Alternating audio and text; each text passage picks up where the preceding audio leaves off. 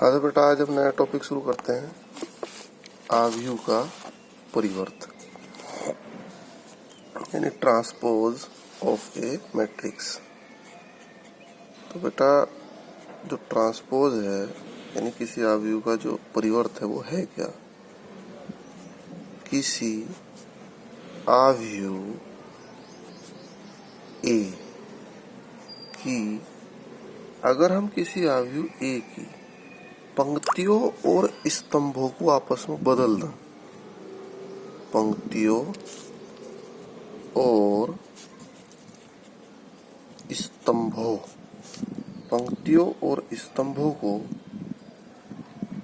आपस में हम परस्पर विनिमय करने पर यानी आपस में बदलने पर, स्तंभों को परस्पर विनिमय यानी इंटरचेंज करने पर जो नया आव्यूह में प्राप्त होगा वो हमारा क्या कहलाएगा? आव्यूह का परिवर्त आव्यूह। आप परिभाषा किताब से भी लिख सकते हैं, ऐसा कुछ नहीं है। तो ए का परिवर्त आव्यूह, ए का परिवर्त आव्यूह कहाँ से लिखा जाता है? ए के डैश से या फिर ए की पावर टी से, यानी ट्रांसपोज मैट्रिक्स ऑफ ए। तो बेटा ए का जो परिवर्त आव्यूह है इसको हम ए डैश से लिखते हैं और मिलता कैसे है कि पंक्ति और स्तंभों को परस्पर विनिमय करने से। मैं आपको एक उदाहरण बताऊंगा छोटा सा। जैसे हमने ए लिखा और ए है हमारा 2 4 3 1 2 -1, तो ए का डैश, तो ए का डैश का मतलब क्या हुआ कि पंक्तियों को उठाओ और स्तंभ की जगह रख दो।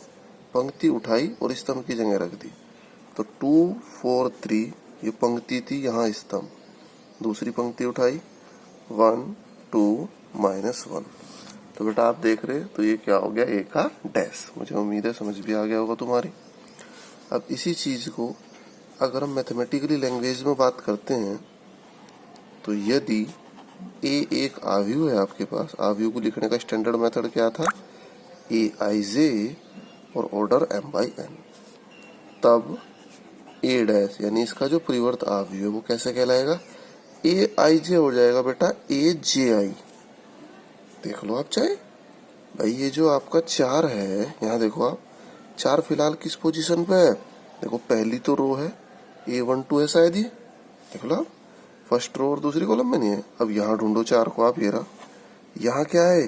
A21, देख लो आप, सेकंड रो और फर्स्ट कॉलम। तो बेटा देखो 1 2 का में कन्वर्ट हो गया 2 1 में, इसीलिए मैंने लिखा ए आई जे कन्वर्ट का में होगा ए जे आई में। ऑर्डर पहले m by n था, अब कितना हो जाएगा? n by m। चेक कर लो आप, इसका ऑर्डर कितना? 1 2 by 3, इसका ऑर्डर कितना है? 3 by 2।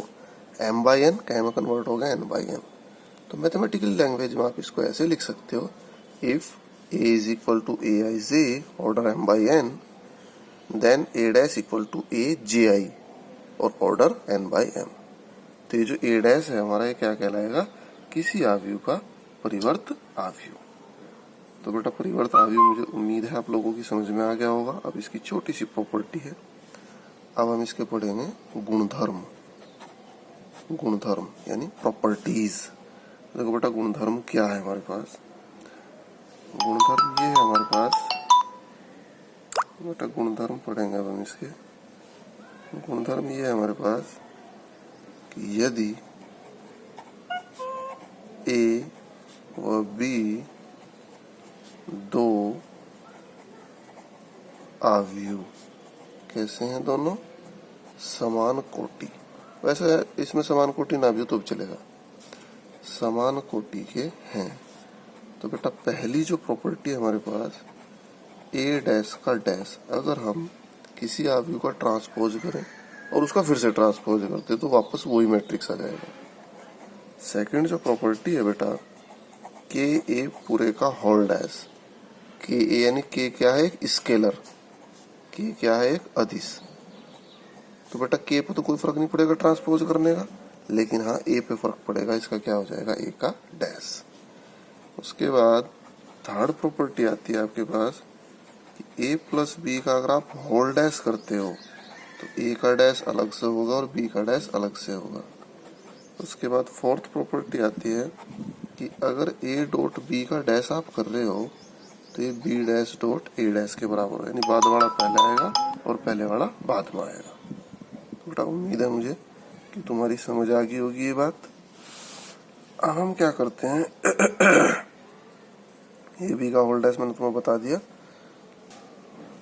तो बेटा ये जो आव्यूह का परिवर्त मैंने तुम्हें पढ़ाया, वेरी इजी टॉपिक है और मुझे उम्मीद है समझ भी आ गया होगा। ये मैंने इसकी प्रॉपर्टी पढ़ाई तो इसी टॉपिक पर आधारित है सममित आव्यूह, विषम सममित आव्यूह, लेकिन काम ज़्यादा हो जाएगा इसलिए वो मैं तुम्हें आज नहीं पढ़ाऊंगा क्योंकि मुझे पीछे की प्रॉब्लम भी अभी बतानी है।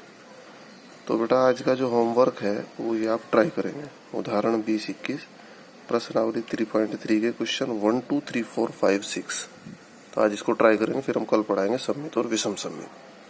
तो अब मैं एक वीडियो में आपको पीछे की जो प्रॉब्लम रह रही है वो मैं तुम्हें बताऊंगा। तो बेटा ये जो वीडियोस हैं इनको आप लाइक जरूर करें क्योंकि कल फिर तुम्हें इनकी जरूरत पड़ेगी, ये लाइब्रेरी में तुम्हें दिखाई देंगी। अगर तुमने लाइक की हुई है तो ये लाइब्रेरी में तुम्हें हमेशा मिलेंगे। तो बेटा आज के लिए यही होमवर्क है, इसको आप कंप्लीट करें सभी लोग। अभी मैं नेक्स्ट वीडियो तुम्हें बनाता हूँ कल के लिए।